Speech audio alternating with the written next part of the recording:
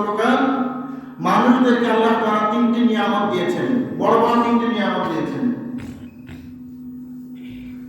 বড় বড় তিনটি নিয়ামতের মধ্যে এক নম্বর নিয়ামত হচ্ছে আল্লাহ সুবহানাহু ওয়া তাআলা আমাদেরকে ঈমানি দৌলত দান করেছেন। বলেন সুবহানাল্লাহ, বলেন আলহামদুলিল্লাহ।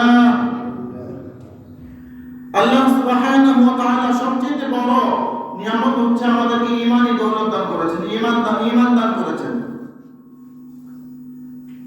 কারণ অনেক মানুষ আছে আমার আপনার মতো যাদেরকে আল্লাহ তাআলা ঈমান দান নাই, যারা মুনাফিক মুশরিক বেঈমান হয়ে মারা যাচ্ছে।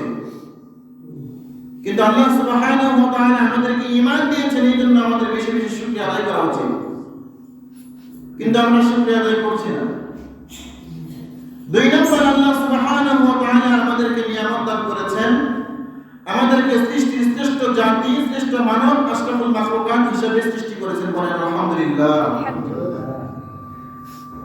কারণ আমি আপনি আল্লাহ সুবহানাহু ওয়া তাআলার কাছে জন্ম হওয়ার আগে থেকে দোয়া করি নাই যে ইয়া রাব্বুল আলামিন তুমি আমাকে আশরাফুল মাখলুকাত হিসেবে দুনিয়া জমিনে পাঠাও। আল্লাহ সুবহানাহু ওয়া তাআলা ইচ্ছা করলে আমাকে আপনাকে গরু ছাগলের পেটে জন্ম দিতে পারতেন। আল্লাহ সুবহানাহু ওয়া তাআলা আমাকে আপনাকে ইচ্ছা করলে অন্য জাতির কাছে পাঠাইতে পারতেন।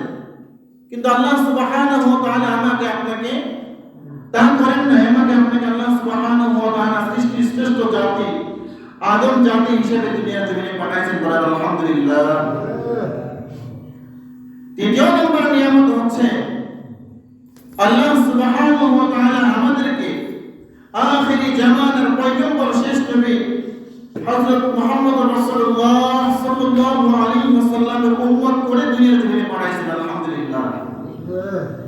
আমি আপনি কেন পৃথিবীতে আল্লাহ সুবহানাহু ওয়া তাআলা যত পয়গম্বর দুনিয়ার জমিনে পাঠাইছেন, অনেক পয়গম্বর এমন আছেন যারা দোয়া করেছেন আল্লাহ তাআলার কাছে, ইয়া রাব্বুল আলামিন তুমি আমাকে শেষ নবীর উম্মত করে কেন পাঠাইলেন?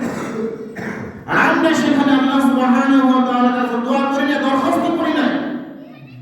বিনা দরখাস্তে বিনা দোয়ায় আল্লাহ সুবহানাহু ওয়া তাআলা আমাকে আপনাকে শেষ নবী মুহাম্মদুর রাসূলুল্লাহ সাল্লাল্লাহু আলাইহি ওয়াসাল্লামের উম্মত করে দুনিয়ার জমিনে পাঠাইছেন। আলহামদুলিল্লাহ।